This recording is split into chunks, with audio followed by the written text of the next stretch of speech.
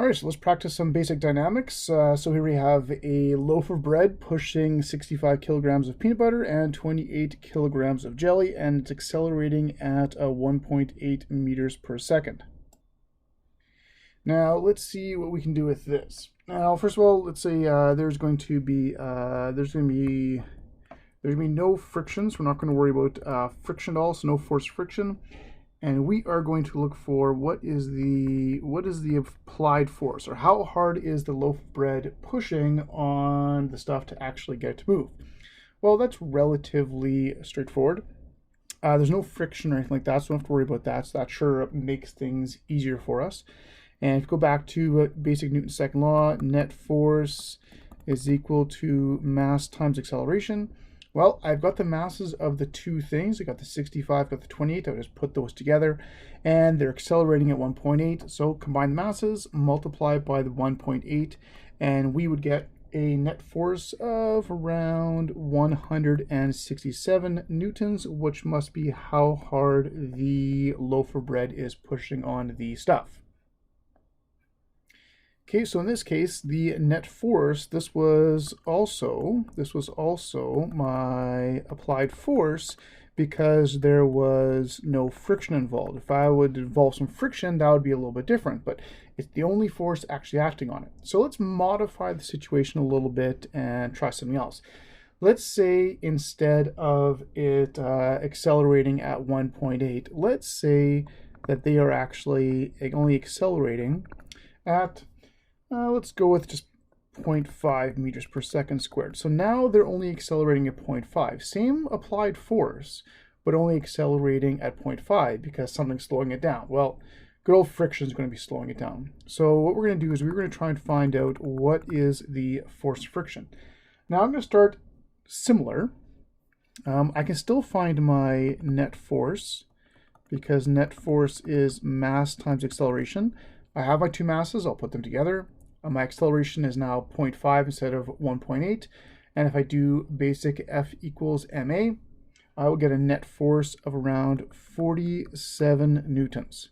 Well, let's see what's going on here. How much is trying to move it? Well, I've got 167 trying to move it, but I'm only getting 47. So where did the rest of that force go? Well, I must be losing about 120 newtons to the force of friction. So my force of friction would then be, you could say, a negative 120 newtons or 120 newtons to the left because the loaf of bread is pushing to the right. So sort of piece it together again.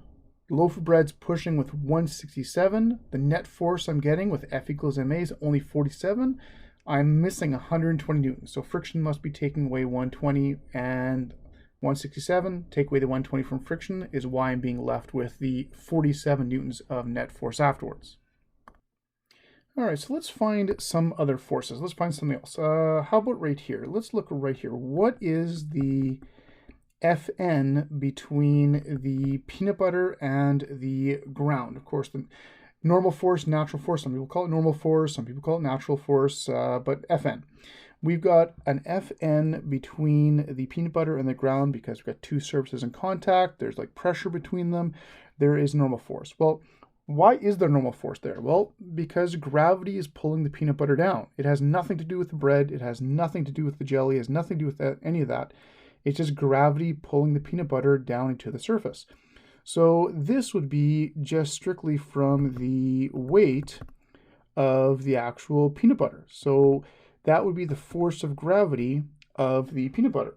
Okay, so that's it. So this would be the force of gravity from the peanut butter. Nothing to do with bread. In fact, if you took the bread away, you took away the jelly, if it was just the peanut butter sitting there, it would still be the exact same thing in this case because they're not having any effect on it. So that would be just good old-fashioned mass times gravity of the peanut butter. So you take the mass of the peanut butter, the 65, and we'll multiply that by the acceleration of gravity, which of course is good old 9.81. And we would get, give or take, around 638 newtons of force. So there's about 638 newtons of normal force between the peanut butter and the ground. Okay, again, nothing to do with the jelly or the bread. Now, if the bread was pushing down on the peanut butter or sitting on the peanut butter, then that would be different. There'd be more normal force between the two. Or if the jelly was stacked on the peanut butter or something like that, then there'd be more. Or maybe if the bread was pulling up on the peanut butter, well, there'd be less normal force. But everything's going horizontal in terms of the bread force and the jelly and all that kind of stuff. So it has no effect. So the normal force is just from the weight of the peanut butter, and that's it. Okay, so let's see what else we can do here. Let's try this. What is the coefficient of friction? Okay, we have friction involved before. In fact, we found out there was 120 newtons of friction. So let's see what we can do with that. Now, of course, coefficient of friction is the force of friction divided by normal force, or FF over Fn. Now, we found the friction before. We had found the friction, that was 120 newtons. We had that already, so we got that. That's good to go. But what about normal force? Well, we've got the normal force from the peanut butter. That is 638. But we would also need the normal force from the jelly because, of course, the jelly also has friction over there.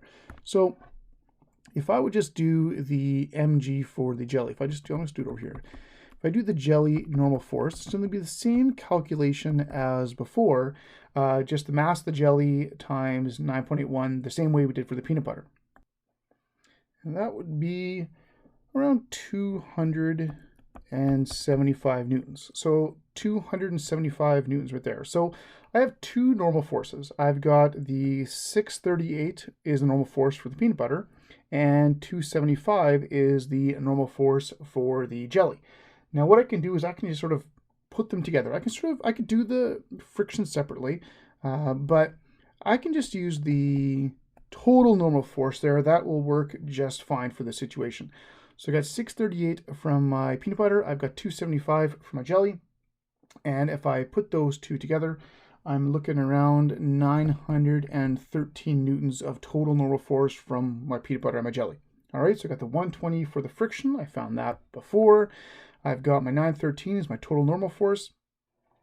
And I just divide the two out, and I'll get a coefficient of friction of about 0.13. And of course, there's no units for this because the units actually end up canceling out. And that would just be it. The coefficient of friction for both of them, or assuming everything's going to be the same, idealizing a little bit, would be like 0.13.